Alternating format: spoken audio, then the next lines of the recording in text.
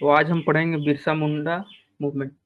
कल का कोई इशू, कोई कॉन्सेप्ट या बाकी है, कुछ समझ में नहीं आया तो संथाल रिवोल्ट का तो आप पूछ सकते हो।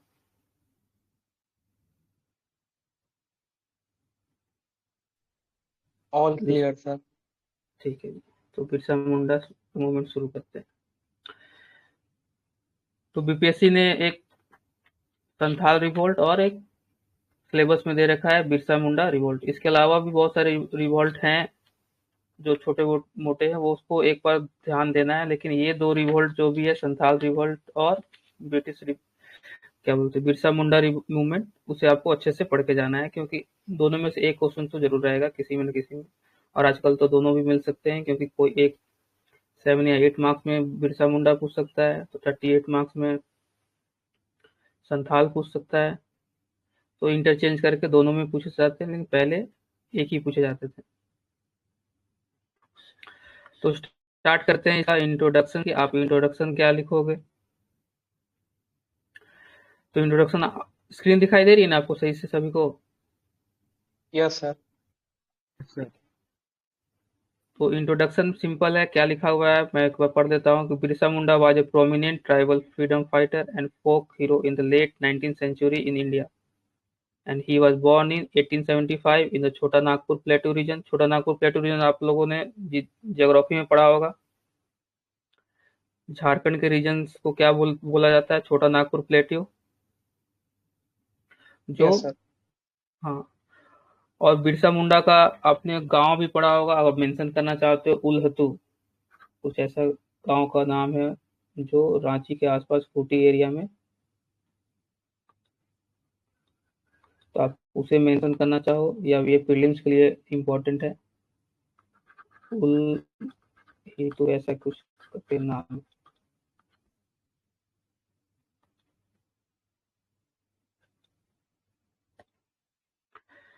और इन्हें धरती आबा भी बोला जाता है। झारखंड में इन्हें धरती आबा करके भी जाना जाता है। जब ये बिरसा मुंडा मूवमेंट हुआ था, तो वहाँ के जो मुंडा ट्राइब थे, वो एक स्लोगन देते थे, जो नारा देते थे। वो क्या देते थे? अबुआ राज सेतर जाना, महारानी राज टुंडू जाना। दिस मीन्स क्या हुआ कि let the kingdom of queen be ended and our kingdom be establish. महारानी का जो किंगडम है उसे खत्म करना, और किंगडम अपना अपना राज अपना एस्टेब्लिश करना। तो ये पॉइंट को आप जरूर अपने इंट्रोडक्शन में मेंशन करोगे। बहुत अच्छा ये पॉइंट है, ये इससे आप शुरुआत भी कर सकते हो। आप चाहो तो ये ना लिखो, डायरेक्ट आप इससे शुरुआत करो, अबुआ राज सितर जाना, महारानी राज टुंडू जाना। और ये एक्सप्लेन आप जरूर करो, इसका मीन्स क्या होता है। कोई भी चीज आप अगर आंसर्स में लिख रहे हो, कोई प्रोवर्ब्स या मुहावरा कोई भी लिख रहे हो, आप एक लाइन में हमेशा कोशिश करो कि उसे एक्सप्लेन करो। ठीक है, कुछ यहाँ पे करंट अफेयर्स रिलेटेड है कि 2021 में इंडियन गवर्नमेंट ने 15 नवंबर को, जिस दिन झारखंड का भी एस्टेब्लिशमेंट हुआ है, झारखंड का एस्टेब्लिशमेंट कौन से ईयर में हुआ है? कोई बता सकता है? 2000। हाँ, 2000। इसी दिन को जनजातीय गौरव दिवस भी मनाया जाता है। ठीक है, तो आप एक ये लिख दो, इंट्रोडक्शन में लिख दो, और एक करंट से रिलेटेड आप लिख सकते हो। ठीक है, अगर आपको बस इतना ही लिखना है तो वो भी, लेकिन मेरा सजेशन होगा कि आप इससे शुरुआत करो, और एक करंट अफेयर्स का इससे रिलेटेड है, उससे आपको टीचर्स को, एग्जामिनर्स को पता चलेगा कि हाँ, आप इसके बारे में करेंट्स में भी जानते हो। तो ये अच्छा इम्पैक्ट पड़ता है इंट्रोडक्शन। उसके बाद आप छोटा सा एक मैप बनाओगे, और इस मैप में ये जो रीजन है, जो ऑरेंज दिख रहा है, ये रीजन के कौन सा रीजन है? यही है रांची का रीजन। ठीक है, सर और ये जो वन क्वेश्चन सर। हाँ, हाँ, सर अगर कोई गवर्नमेंट स्कीम लेती है तो सर हम उसको कंक्लूजन में मेंशन करेंगे कि इंट्रोडक्शन में? जैसे पीएम जनजाति आदिवासी न्याय महाअभियान योजना जो है सर, हाँ, हाँ। तो इन सब चीजों का सर हम इंट्रोडक्शन में लिखेंगे या कंक्लूजन में? अगर आप बिरसा मुंडा मूवमेंट पे क्वेश्चन आ रहा है, ठीक है, तो आप उसे कंक्लूजन में आप लिखो उसे, ठीक है। ओके गवर्नमेंट जो है इम्पोर्टेंस दे रही है, जिसके कारण एक ये जो भी स्कीम का नाम है ये इसे लॉन्च कर रही है, आप एक उसको कंक्लूजन में ऐड कर दो, ठीक है। Okay sir. तो तो ये रांची रीजन है। रांची के जस्ट नीचे अगर है तो एक है जगह का नाम है खूंटी, जो न्यू डिस्ट्रिक्ट बनाया गया है, ठीक है। क्या नाम है? खूंटी। मेजर जो रिवॉल्ट मुंडा, बिरसा मुंडा का रिवॉल्ट हुआ वो खूंटी के रीजन में। तो आप एक छोटा सा झारखंड का मैप बनाकर इस रीजन को दिखा सकते हो, या रांची खूंटी, और रांची खूंटी आपको नहीं दिखाना है तो इस रीजन को आप डायरेक्ट लिख दो कि ये क्या है, छोटा नागपुर प्लेटू, ये भी लिख दोगे तो चलेगा, तो आपको बेहतर लगे। कुछ मुंडा टक के यहाँ पे मैंने कैरेक्टरिस्टिक दे रखे हैं, लिखना जरूरी नहीं है लेकिन समझना जरूरी है कि क्या क्या है। अगर आप मेंशन कर दोगे छोटे से पॉइंट्स में तो भी बेहतर है, छोड़ भी दोगे तो चलेगा। तो मुंडा जनजाति झारखंड के रीजन में एक लार्जेस्ट और एंशिएंट ट्राइबल कम्युनिटी है। बहुत सारी कम्युनिटीज है, जैसे संथाल हो गए, पढ़ा था आपने, मुंडा हो गए, तो एक बहुत ही मेजर ट्राइब है जो झारखंड में ये रहता है। इसका लैंग्वेज क्या है? ऑस्ट्रो लैंग्वेज से ये बिलोंग करता है, मुंडारी लैंग्वेज इसे बोलते हैं। सोशल कल्चर क्या है? ये किलीज में, ये किलीज मतलब क्लैंस में बनाकर, और इनका जो हेड होता है पंचायत में उसे बोलते हैं माझी, और इसके पंचायत के नाम को बोलते हैं पढ़ा पंचायत, पढ़ा पंचायत। तो आप क्विकली अगर मेंशन करना चाहो अपने आंसर्स में तो मेंशन कर सकते हो। और इनका जो बिलीफ है, ये रिलीजन का जो बिलीफ है ये क्या है? नेचर रिलेटेड, कोई ट्राइबल पीपल का वो नेचर रिलेटेड बिलीफ होता है। जो भी वो लोग जिन भगवान को मानते हैं उनका नेचर से तो बहुत ही रिलेशन होता है। कुछ आर्ट एंड कल्चर दे रखे हैं कि क्या उनके म्यूजिक डांस, वो ट्राइबल्स में वो आपने अगर डांस देखा होगा, बाहा पर्व भी एक होता है। तो आप ये कुछ पॉइंट्स जो है क्विकली इंट्रोडक्शन के बाद मेंशन कर सकते हो। कैसे मेंशन करोगे? यहाँ लिख दिया मुंडा ट्राइब, यहाँ नीचे लिख दिया कैरेक्टरिस्टिक्स, इसे ऐसे सर्कल में कर दिया, या अगर फ्लो चार्ट में करना है तो फिर ऐसे करके आपने कर दिया। अब क्विकली मेंशन कर दो ये largest, one of the largest tribal communities हैं झारखंड एरिया में। इनका लैंग्वेज एस्ट्रो लैंग्वेज से बिलोंग करता है, वो माझी या पढ़ा पंचायत उन्हें बोला जाता है। बस क्विकली बस ऐसे करके मेंशन आप कर सकते हो। तो आपका आंसर इंट्रोडक्शन क्या होगा? इम्पैक्ट होगा। अब आते हैं जो बार बार क्वेश्चन हर पूछता है बीपीएससी, वो है उनके काउजेस क्या क्या है। इस मुंडा रिबेलियन के काउजेस शुरुआत किस कारण से हुआ है? तो पहला है कि वो वहां पे कौन सा सिस्टम था, उनका जो ट्रेडिशनल सिस्टम था जिसको खुदकरी सिस्टम बोलते हैं, उस सिस्टम को ब्रिटिशर ने डिस्प्लेस कर दिया। खुदकरी सिस्टम मैंने कल भी संथाल में बताया था कि पेड़ को काट कर वो खेत बनाते थे और उसी जमीन का वो यूज करते थे। ब्रिटिशर के आने के बाद बहुत सारे फॉरेस्ट पॉलिसी लाया गया, जिसमें जो ट्राइबल्स थे उनको रेस्ट्रिक्ट किया गया कि आप वहाँ के जंगल से पेड़ नहीं काट सकते हो।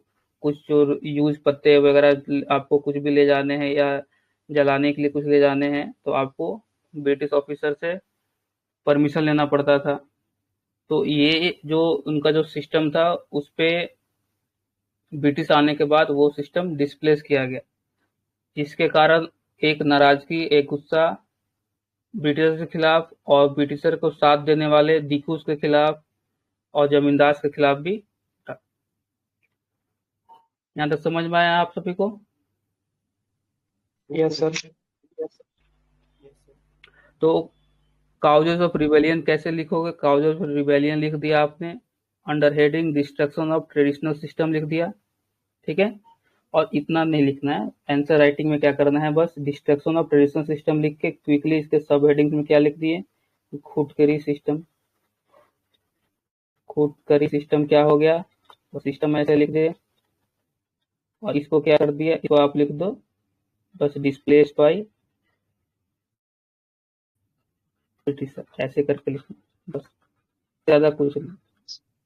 सर ठीक ये है, भी पॉइंट मेंशन कर सकते हैं ना सर, इसमें British introduce new land settlement system हाँ हाँ लाइक वो, जमींदारी टेनेंसी सिस्टम इन छोटा नागपुर हाँ ऐसे। हाँ वो आएगा तो आपको वो अलग पॉइंट्स में लिखना है। ठीक है, वो नीचे मैं आपको दिखाऊंगा, तो पॉइंट्स को आपको बनाना जानना है। अब एक ही में आप सब लिख दोगे तो फिर पॉइंट्स आपके बचेंगे नहीं। तो आपको कैटेगराइज करना आना सीखना होगा कि कैसे कौन से पॉइंट्स को लिखना है कि मैक्सिमम आपको नंबर उससे आप ले सको। ठीक है, यहाँ पे मैंने क्या लिखा हुआ है, डिस्ट्रक्शन ऑफ ट्रेडिशनल सिस्टम। तो बस वो ट्रेडिशनल सिस्टम का ही मुझे जिक्र करना है, उससे ज़्यादा जो इम्पैक्ट उसका पड़ा, जो उसको पॉलिसी चेंजेस आए, उसमें आप लिखोगे कि छोटा नागपुर टीनेंसी एक्ट आया। ठीक है, उसमें लिखोगे तो आपको कैटेगराइज करना सीखना होगा कि कैसे कैटेगराइज किया जाता है। ठीक है, पॉइंट्स क्या हो गए, एक पहला point destruction of traditional system, उसमें आप बस खुदकरी सिस्टम लिख दो डिस्प्लेस बाय ब्रिटिश, बस हो गया। और इतना जो ये लिखा हुआ है आपको समझने के लिए दिया हुआ है, आप एग्जाम में बस इतना भी लिखोगे काफी है। फिर है इमरजेंस ऑफ हिंदू लैंडलॉर्ड्स और जमींदार।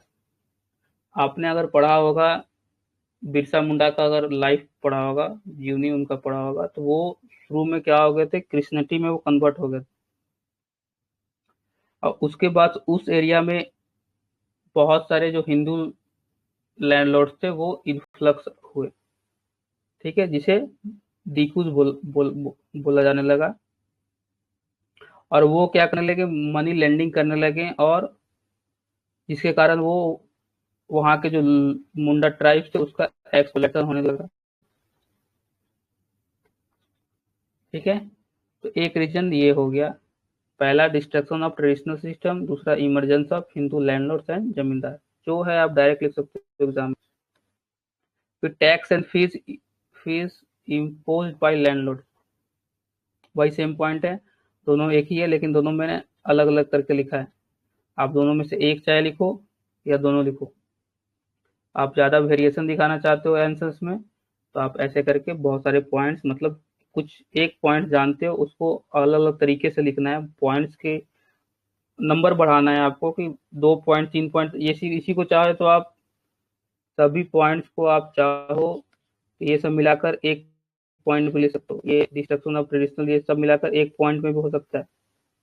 तो आप सिर्फ एक पॉइंट लिखोगे, टीचर क्या कोई भी एग्जामिनर को क्या दिखेगा, एक पॉइंट। लेकिन आप इसी पॉइंट्स को अगर आप 3 करके लिखोगे तो ये क्या होगा, ज़रा वेरिएशन दिखेगा, और आपको इसमें मार्क्स मिलेंगे ना, एक तो आपका पॉइंट्स बढ़ गया। समझ रहे हो मैं क्या बोल रहा हूँ। Yes sir. आप कम कंटेंट्स को ही कैसे एक्सपेंड करोगे। ठीक है, कंटेंट आपके सभी के पास वही रहेगा, लेकिन कौन उसको बेहतर तरीके से यहाँ पे, तो एक पॉइंट को आप चाहो तो इसको लिख सकते हो। ठीक है, ये अप्रोच कब अप्लाई कर होता है, जब आप अगर यूपीएससी का मेंस लिखोगे, ठीक है, तब आप ये 3 पॉइंट की जगह आप एक ही पॉइंट लिखो, क्योंकि आपको कंसाइज लिखना है, सिर्फ 200 या 250 वर्ड्स पे लिखना है। ठीक है, लेकिन यहाँ पे आपको क्या लिखना है, 4.5 पेज 5 पेज तक आपको लिखना है। तो आप ये अप्रोच करोगे कि कोई भी पॉइंट्स को हम माइन्यूटली और ब्रीफली जितना लिख सके उसको अलग अलग तरीके से लिख सके। फिर फोर्थ पॉइंट है कमिंग ऑफ मिशनरीज। मिशनरीज आ गए और मुंडा का कन्वर्सन होने लगा, तो उससे क्या हुआ, जो भी वहाँ का ट्रेडिशनल रिचुअल्स थे मुंडा के, उन पे अटैक किया गया। तो उसके कारण भी उन लोगों में नाराजगी थी। Forest laws and impact, British बहुत सारे फॉरेस्ट पॉलिसी आया, जिससे क्या हुआ, उसका रेस्ट्रिक्टेड मूवमेंट क्या हो गया, रोक दिया गया। झूम कल्टीवेशन वो मुंडा करते थे, फ्रूट कलेक्शन हंटिंग लीडिंग जो भी था उससे ब्रिटिशर ने बंद कर दिया। उसके बाद है मोनेटाइजेशन ऑफ इकोनॉमी। कल भी संथाल में मैंने बताया था कि बाटर सिस्टम होता है, पहले था आपस में लेन देन हुआ करता था, लेकिन इकोनॉमी को ब्रिटिश के आने के बाद मोनेटाइजेशन किया गया, जिससे उसका जो ट्रेडिशनल लाइवलीहुड था वो डिसलोकेट हो गया। बहुत सारे मुंडा जो ट्राइब थे वो अपने एरिया से निकलकर दूसरे जगह जाने लगे, क्योंकि वो जीना लाइवलीहुड तो जीना ही है ना। एक तो आप फॉरेस्ट पॉलिसी लाकर ब्रिटिशर ने उनका आना जाना बंद कर दिया, उनके जो भी लाइवलीहुड जिस पे डिपेंड था उसे बंद कर दिया, तो वो तो मूव करेंगे।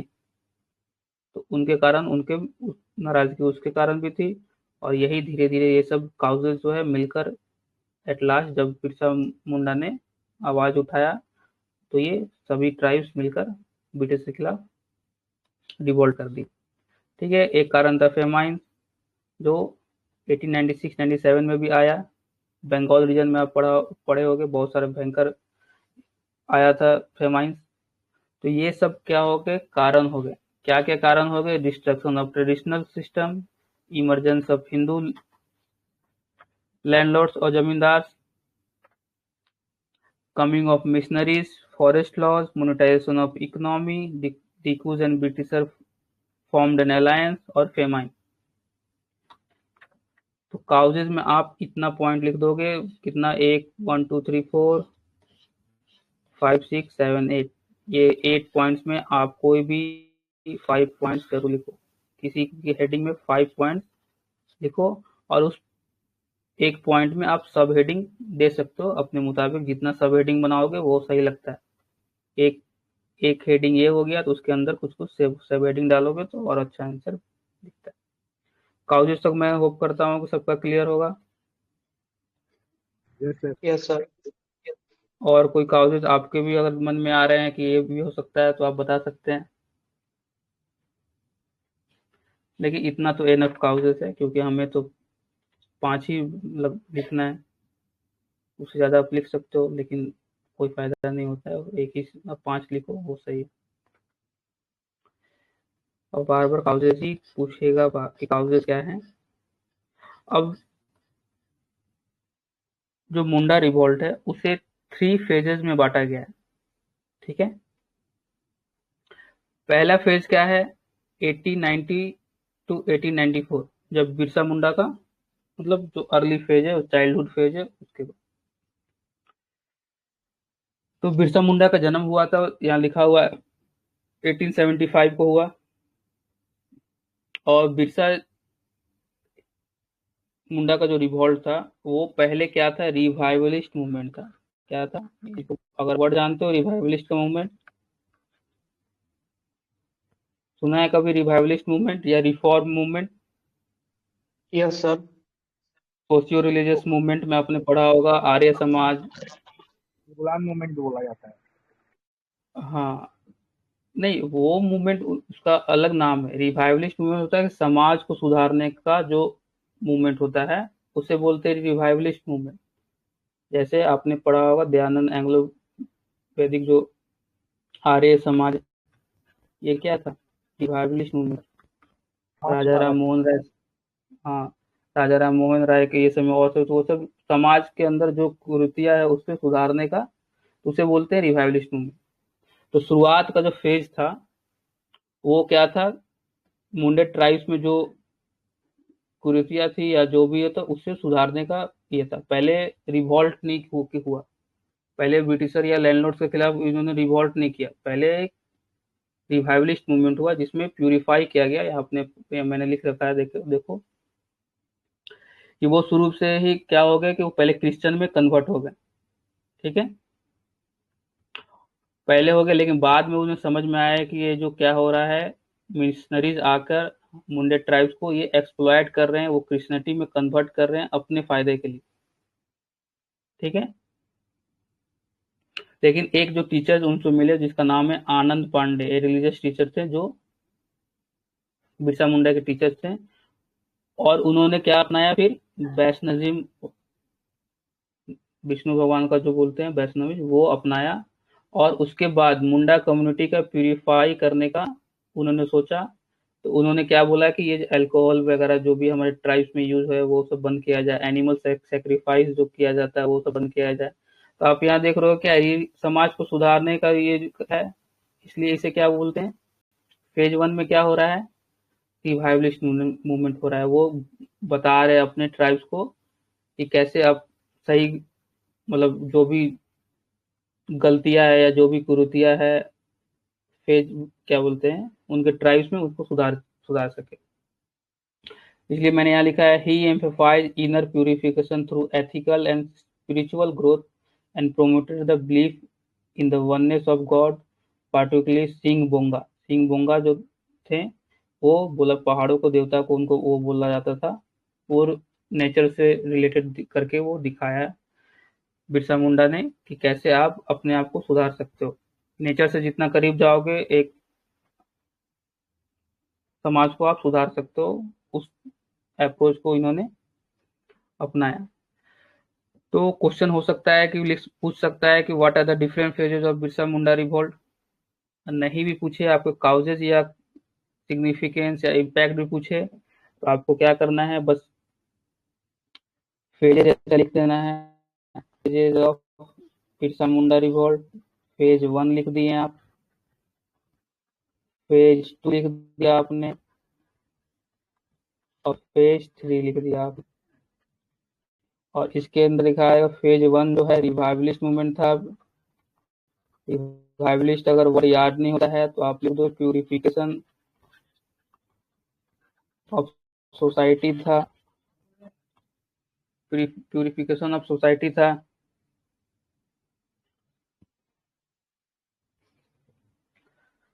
प्यूरिफिकेशन ऑफ सोसाइटी था। उसी तरह आप सेकेंड फेज में जाओगे तो वहां पे एक रिलीजियस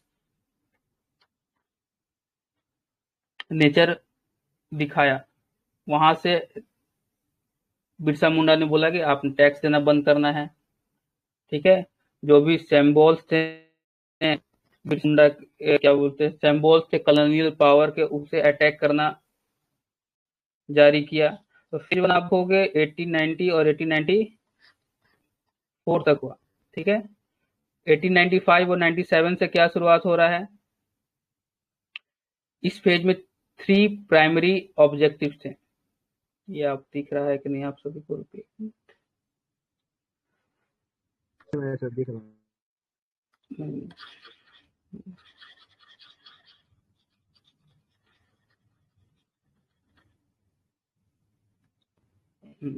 तो फेज 2 में 3 प्राइमरी ऑब्जेक्टिव्स थे। क्या था, एक ब्रिटिश इन्फ्लुएंस को खत्म करना, इंडिपेंडेंस को पाना आउटसाइडर से, और अपना एस्टेब्लिश करना मुंडा राज में। फेज 1 में ये नहीं था। फेज 1 में क्या था, बस हमें रिवाइवलिस्ट करना है, अपने समाज को सुधारना है, प्यूरिफाई करना है। ये फेज 1 में बिरसा मुंडा का रोल था। फेज 2 में रोल क्या हो गया कि जो भी डिक्यूज है, जो भी बाहर आउटसाइडर है, उसे भगाना है और खुद का राज एस्टेब्लिश करना है, मुंडा राज एस्टेब्लिश करना है। ये फेज 2 में था। सर इसमें उन्होंने क्या, हाँ बोलिए। One question sir.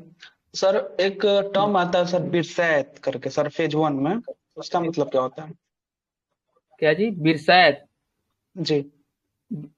बिरसायत ये एक बिलीफ, जो ये रिलीजियस जो दिखाने वाले, तो बिरसा नीचे में है और डिटेल में बता दूंगा।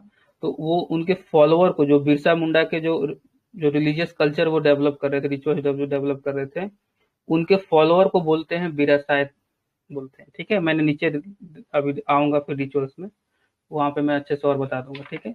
मैंने लिख रखा है सारा कुछ, जो भी एक भी जो नोट्स आपको चाहिए, जो भी जरूरत है आपको एग्जाम के लिए, सारा कुछ मैंने दे रखा है, ठीक है।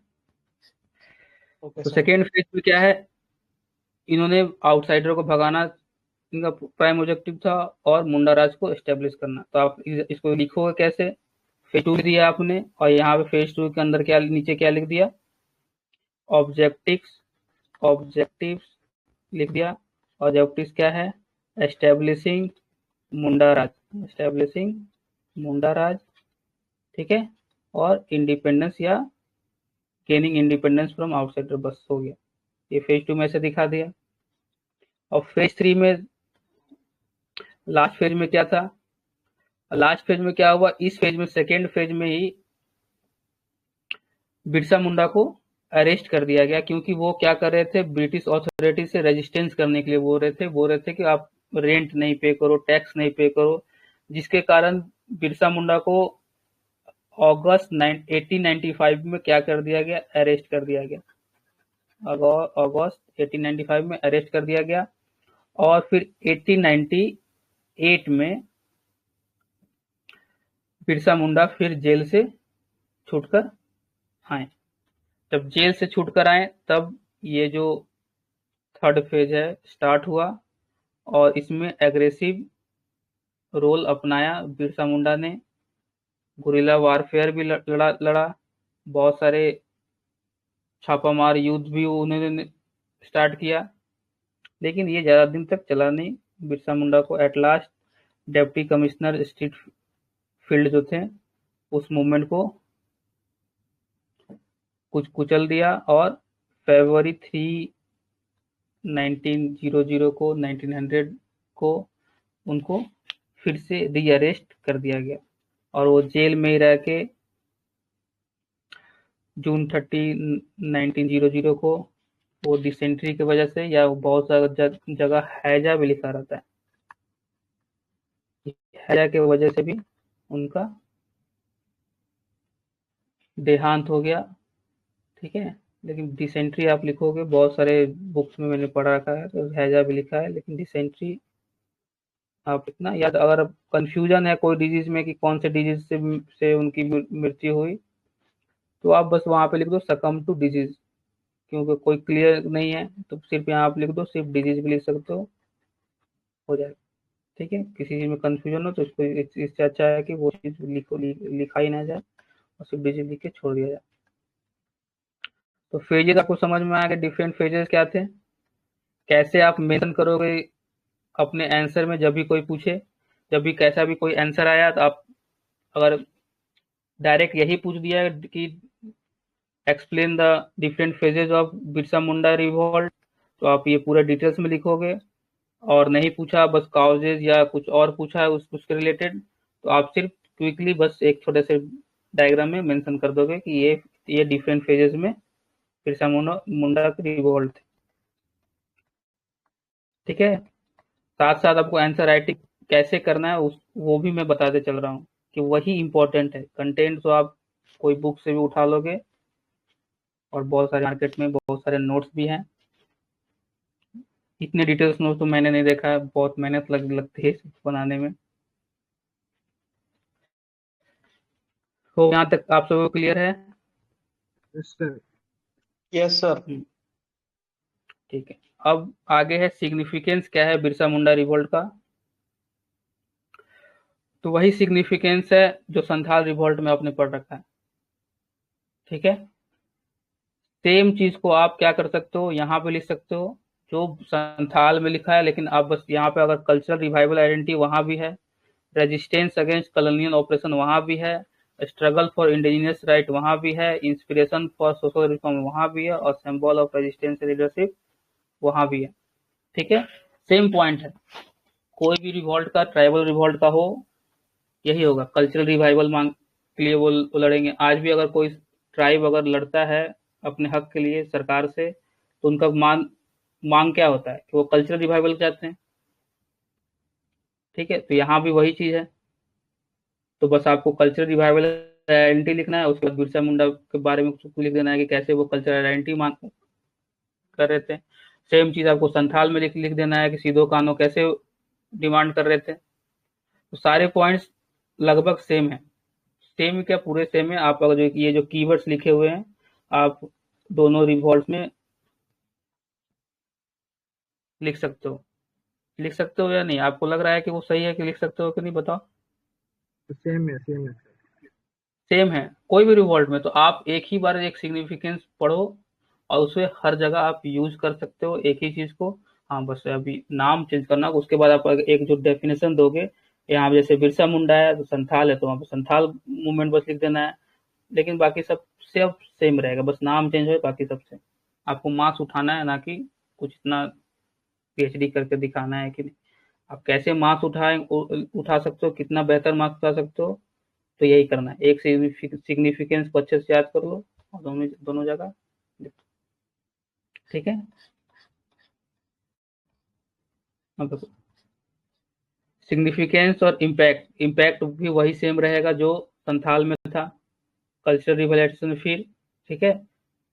अवेयरनेस से मोबिलाइज किया गया, अपने ट्राइब्स को अवेयर किया बिरसा मुंडा ने, उसको मोबिलाइज किया कि आप आउटसाइडर से लड़ाई कीजिए, resistance against colonialism, political awakening, legacy of struggle, government response. Same point वहां भी, सेम पॉइंट यहाँ भी आपको लिखना है।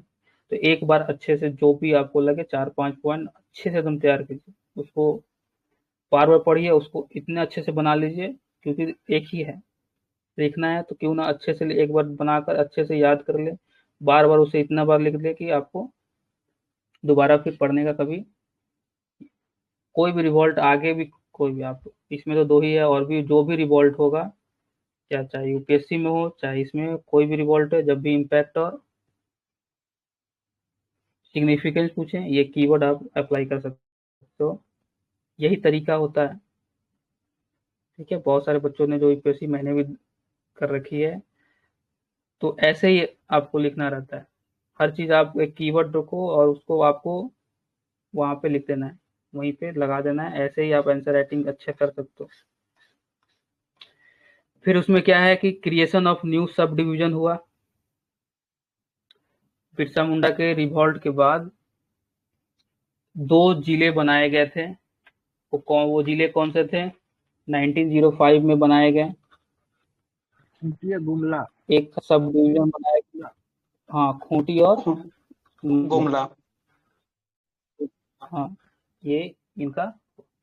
फिर इंट्रोडक्शन ऑफ न्यू लॉज लाया गया, सीएनटी एक्ट 1908, ये न्यू लॉज लाया गया जो मान्यता दिया खुदकटी सिस्टम को, उनके जो राइट्स थे उनको दिया गया, जो सीएनटी एक्ट जेपीएससी वालों को बहुत डिटेल्स में पढ़ना है, जो बहुत मुश्किल होता है, इतना इतना ज़्यादा उसमें सेक्शन है कि पढ़ने में उसे 1 महीना लग जाएगा, डिटेल में अगर पढ़ना है किसी को। 19 चैप्टर्स।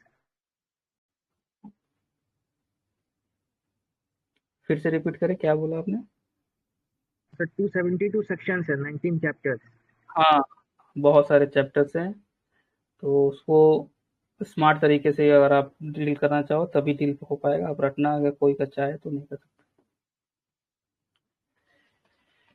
अब बिरसा मुंडा रिवॉल्ट के नेचर क्या है, तो कुछ हिस्टोरियन बोलते हैं ये कल्चरल एंड रिलीजियस रिवाइवल था। हाँ रिवाइवल था, अगर आप फेज 1 मैंने बताया, फेज 1 में क्या था, कल्चरल एंड रिलीजियस रिवाइवल था, ठीक है। सेकेंड फेज में क्या आया, रेजिस्टेंस अगेंस्ट कॉलोनियलिज्म आया। फिर उसी फेज में आर्म और अपराइजिंग भी, बिरसा मुंडा ने बोला कि आप तीर धनुष निकाल कर आप युद्ध करो, तो आर्म अपराइजिंग था, सेम अगर संथाल भी देखा होगा वही चीज था।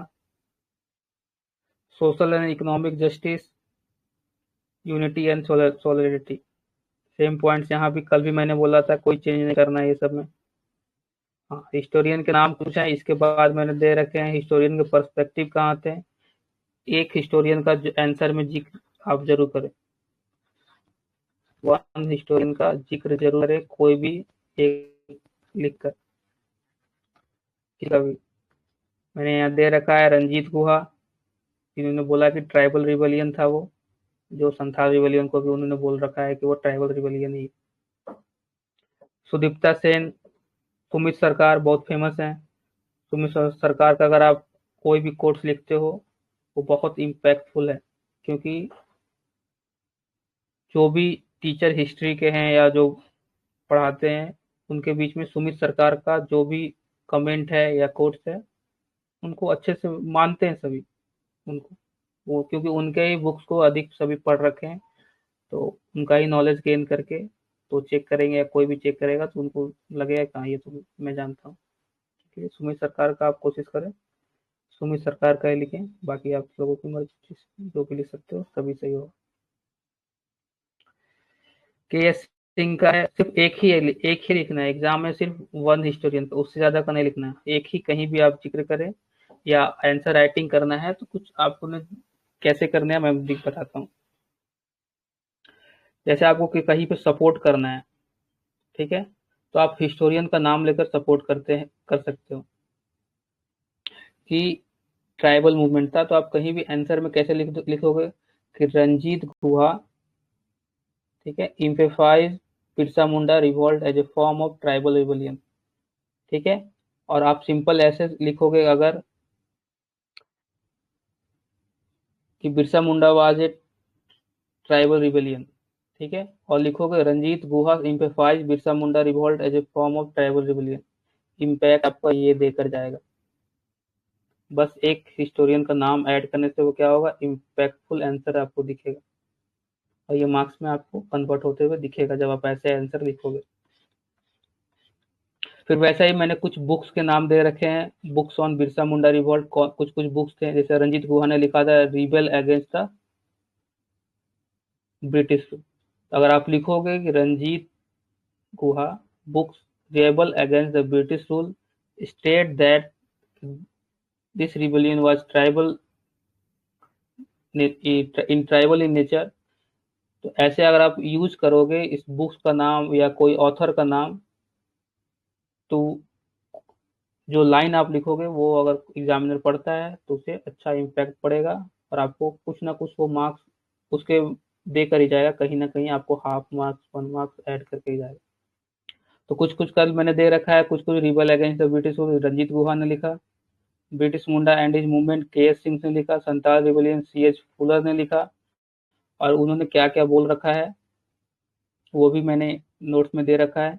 तो आप सिर्फ एक बार पढ़ो और किसी एक का जिसका अच्छा लगे उसको नोट डाउन कर लो, और उसको बार बार जब भी वो एक क्वेश्चन आए बिरसा मुंडा रिवॉल्ट के, उसको ही सिर्फ लिखो, पूरे मतलब पढ़ने का जरूरत नहीं। मैंने दे रखा है कि किसी को कौन सा पसंद आता है, किसी को कोई और ऑथर पसंद आए। तो नोट्स है, नोट्स में तो थोड़ा एक्सेस से लिखना पड़ता है, लेकिन आप अप्लाई करोगे वो सिर्फ एक ही का अप्लाई करोगे, सिर्फ किसी का भी आपको अच्छा लगे।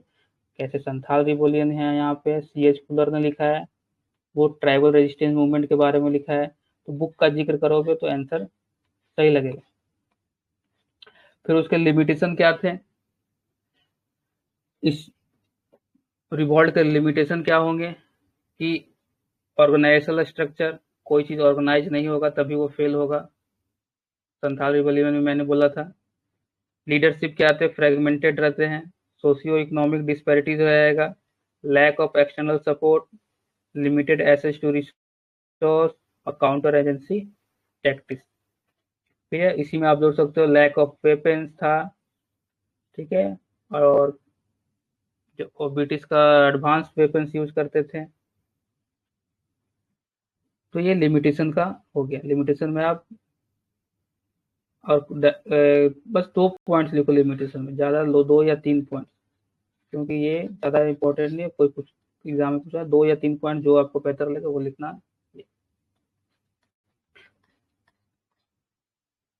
फिर है कुछ कोट्स, जैसे मैंने संथाल रिबेलियन में दे दिया था, कुछ कोट्स है किसी का, इसे आप कंक्लूजन में यूज करना चाहो तो कंक्लूजन में कोई भी कोट्स को यूज करके एंड कर सकते हो।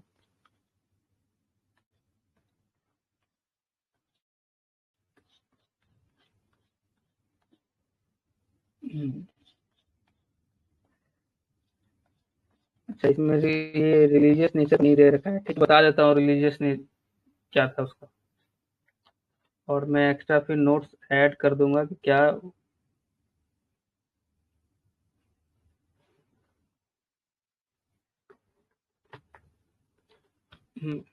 तो रिलीजियस को इसके इनके जो फॉलोअर्स थे उनको उनको बोला जाता था बीरासैत, ठीक है, उनके फॉलोअर्स को क्या बोला जाता था, बीरासैत बोला जाता था। और इनके भगवान को जो ये मानते थे उनको क्या बोला जाता था, सिंह बोंगा,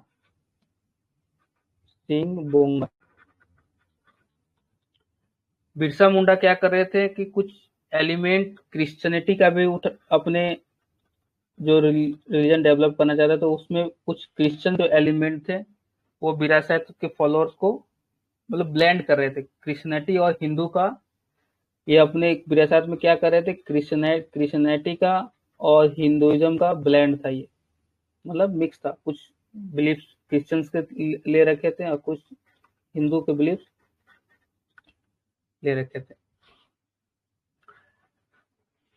और उस तरह जो भी ट्रेडिशनल आदिवासी प्रैक्टिस थे, पहले ही बताया, जो अल्कोहलिज्म था या पीने का, अभी भी देखोगे अगर झारखंड के लोगों में जो लोग कॉमन जो ट्राइब्स रहते हैं, वो क्या बोलते हैं उसे, हड़िया शायद, हड़िया बोलते हैं ना, तो वो क्या है, वो एक उनका ट्रेडिशन है, वो सभी लोग पीते हैं, ठीक है। तो वो उस समय जो भी इसमें कल्चर था उसको प्यूरिफाई करने में थे कि ये नहीं करने को मना कर रहे थे। ये सब जो फीचर्स थे वो अपने विरासत जो भी नया एक रीजन डेवलप, इसमें भी डिबेट है, डिटेल्स में हम लोग को जाना नहीं है उतना, और ये पूछेगा नहीं विरासत, कोई बोलता है कि नहीं रिलीजन नहीं है, सिर्फ एक थॉट था कॉमन, ये उनको मतलब प्रोपेगेट करने का, उनको ट्राइब्स को अपने बातों को समझाने का, कि वो समझ सके, एक कैरिस्मेटिक लीडर अपने आप को दिखा सके, जिससे वो ब्रिटिश के खिलाफ लोगों को जगा सके। वो हिस्ट्री ऑप्शनल का बात है कि वो रिलीजन है कि नहीं, वो रिलीजन बनाना आखिर चाहते थे कि भी नहीं। तो ये था इनका विरासत में, बस आप थोड़ा सा जिक्र कर लोगे बस हो जाएगा। और फिर कंक्लूजन छोटा सा जो भी अब मैंने लिख रखा है आप पढ़ लेना। इसके अलावा और कोई डाउट है तो आप बताओ। इसमें क्वेश्चन मैंने ग्रुप में दे रखा है, तो ग्रुप में PIQ दे रखा है, इसमें सारे क्वेश्चन जितना मैंने नोट्स दे रखा है, जितना बताया है, उससे बन जाएंगे।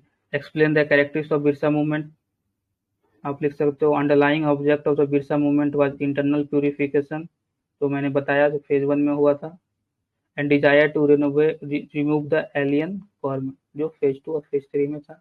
तो आप इस क्वेश्चन में फेज 1 फेज 2 लिख सकते हो, और क्या क्या उन्होंने करा वो बता सकते हो। Birsa provided a new religious leadership to the tribal struggle against the British. यहाँ पे आप विरासत वाला जो कॉन्सेप्ट है वो आप यहाँ पे डिस्क्राइब करोगे। फिर write a critique of the British movement with a special reference to its nature and its relation it left on tribal administration. यहाँ आप उनका नेचर बताओगे, नेचर ऑफ रिवॉल्ट कैसा था, उनका जो क्रिटिक था, क्रिटिक में क्या लिखोगे, जो लिमिटेशन है, क्या क्या लिमिटेशन था, वो क्रिटिक हो गया इनका। फिर briefly examine the tribal movement of Bihar with special reference to Birsa movement. इसमें क्या करना होता है कि इस तरह क्वेश्चंस में कुछ जिक्र पहले सभी ट्राइबल मूवमेंट्स का जो भी बिहार में हुआ है आप उसका थोड़ा लिख दो, उसके बाद आप डिटेल में बिरसा मूवमेंट का, लेकिन शुरुआत आपको करना है एक कॉमन ट्राइबल मूवमेंट का, और उसके बाद बिरसा मूवमेंट का आपको आकर लिखना है।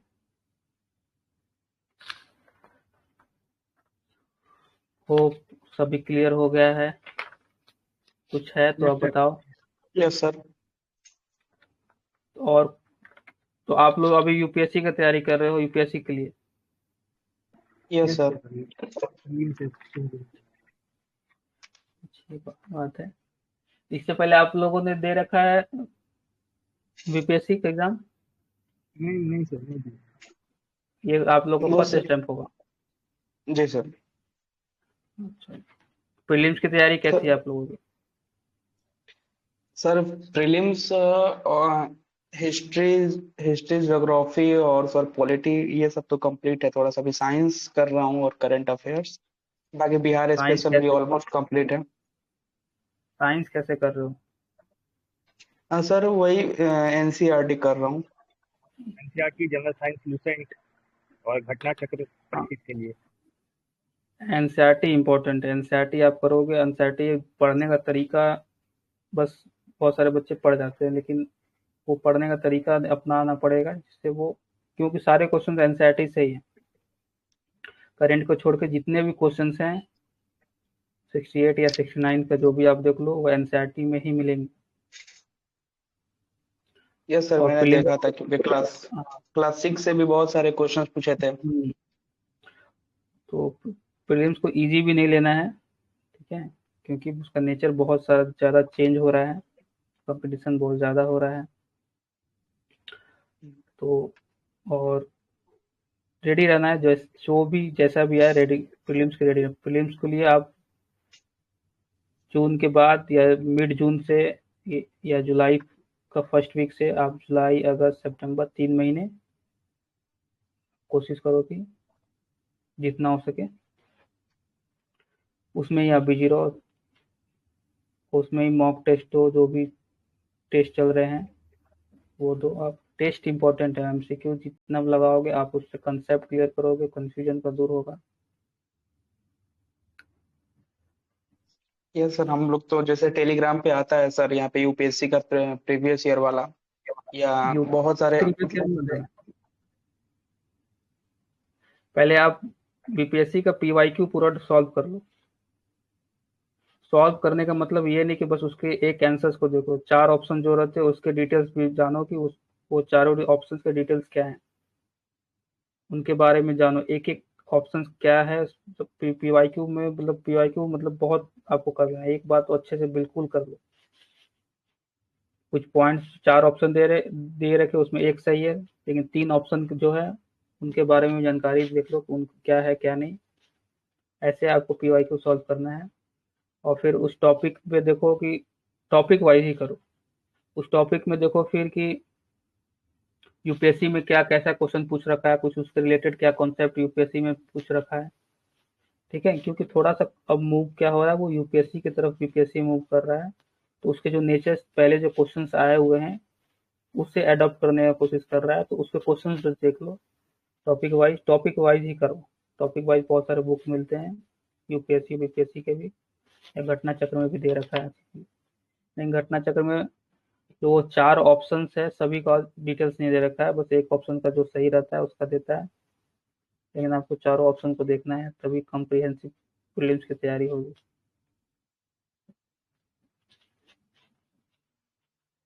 सर थोड़ा सा टाइम के लिए का इशू होता है सर, कि मतलब पीएससी का थोड़ा सा तो पैटर्न अलग है और यूपीएससी का तो खैर इसमें, देखो जैसे अभी मेंस आ रहा है सर, इसका सर प्रीलिम्स आ रहा है सर, तो सर समझ में नहीं आता है किस पे ज्यादा फोकस करें सर।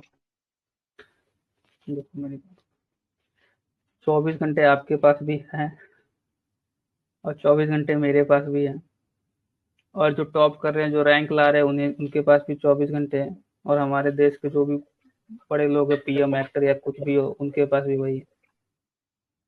कंपटीशन ठीक है, इतना है ना कि अब इंटीग्रेटेड अप्रोच रखना पड़ेगा आपको, थोड़ा सा टाइम मैनेजमेंट। मीन्स के लिए 2-3 घंटा आपको आंसर राइटिंग के लिए देना होगा, बाकी जनरल स्टडीज के लिए।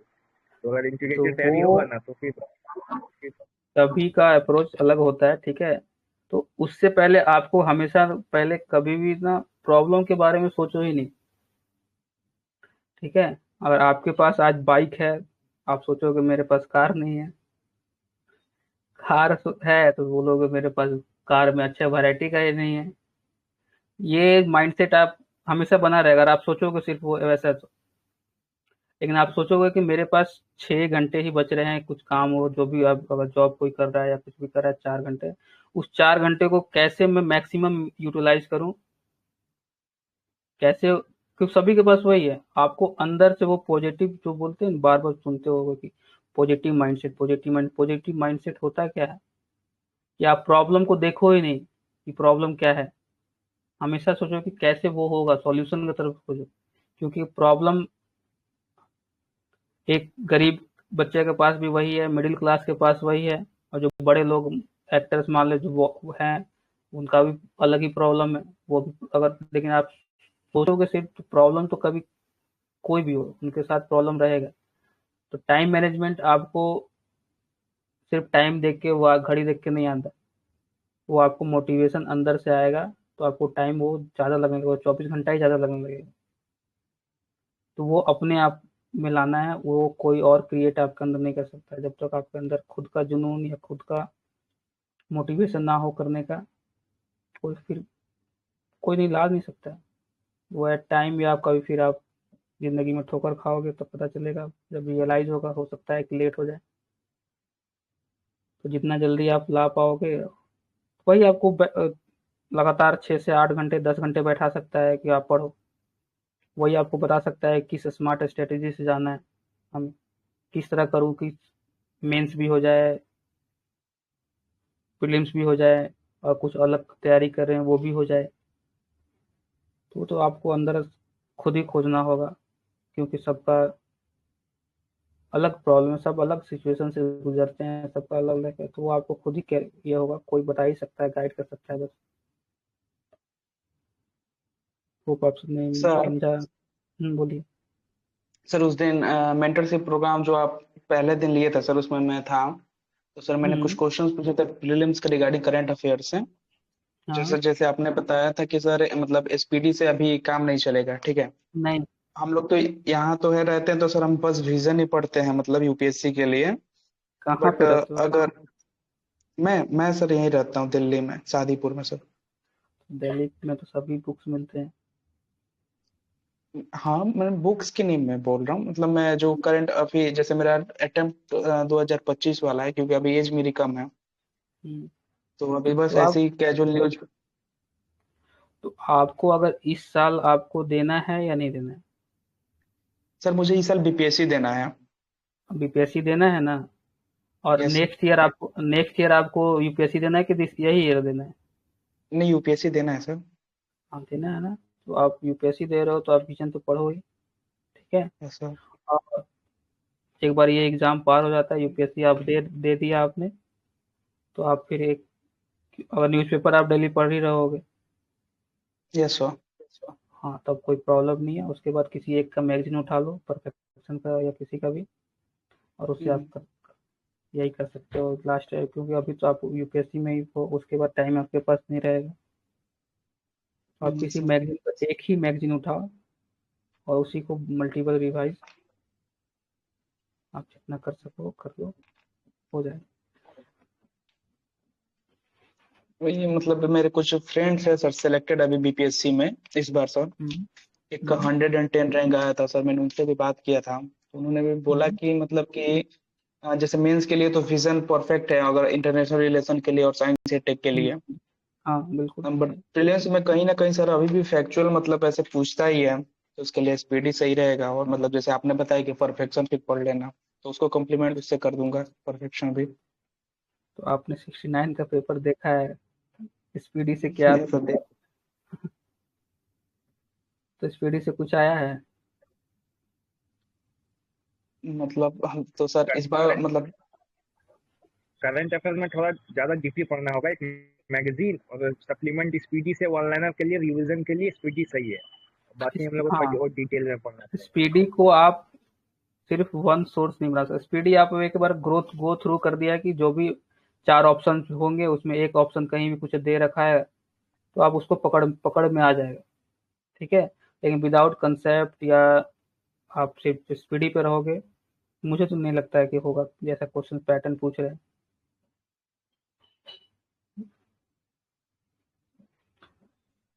तो करेंट तो सर अफेयर्स को, हाँ, बोलिए बोलिए।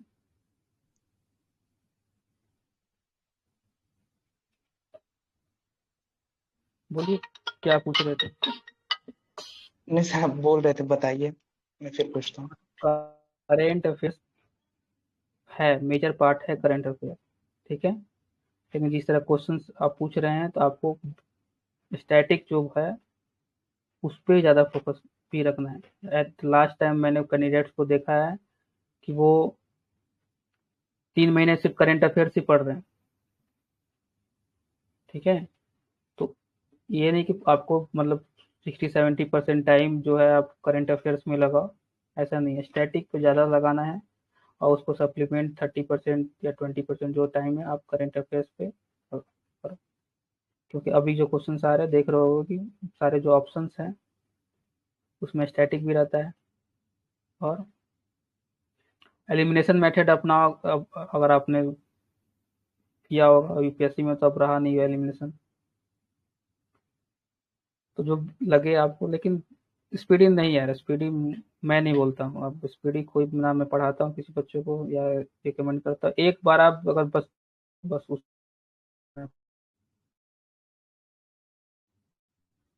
अच्छा हाँ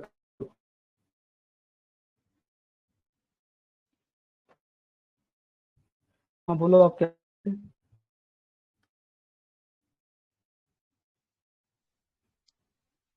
सर आवाज कट रही है। ये आवाज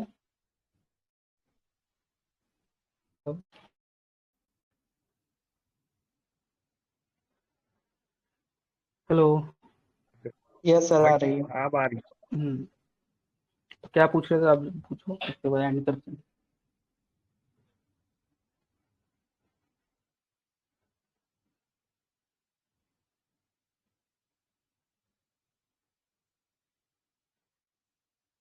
हेलो।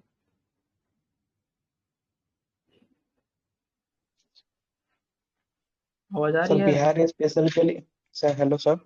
हाँ सर बिहार स्पेशल के लिए भी कोई करंट अफेयर आती है क्या? मतलब बिहार की पॉलिसीज, बिहार की मतलब ऐसे कुछ। वो आप मैगजीन में देखोगे ना, किसी का मैगजीन लोगे जो बीपीएससी ओरिएंटेड होता है, ठीक है, परफेक्शन उसमें आईएएस का मैगजीन में सारा इंक्लूड हाँ स्टेट का भी, कोई नेशनल इंटरनेशनल। हाँ कोई भी अगर मैगजीन आप उठाओगे जो बीपीएससी ओरिएंटेड है तो अच्छा लिखता है। उसमें एक बिहार का सेक्शन हर एक मंथ वाइज में दिया रहता है कि इस मंथ में बिहार का रिलेटेड न्यूज़ क्या है। बस वो काफ़ी रहेगा, उससे ज़्यादा आपको नहीं फिर सर्च करना है। सर बीपीएससी पीटी के लिए सर कितने मंथ की करंट अफेयर कवर करना पड़ेगा? मतलब तो कब कोई से सर लगभग? अगर सेफ जाना चाहते हो, ठीक है, प्ले कर नहीं नहीं छूटे, तो लगभग का आपको करके जाना, ठीक है। और सर नहीं तो आप आवाज कट रही है सर आपकी।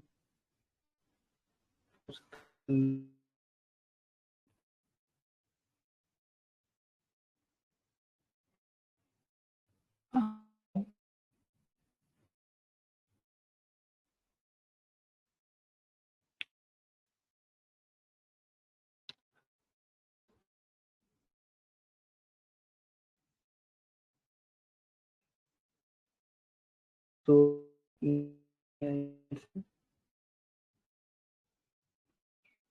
वॉइस कट रहा है सर आपका।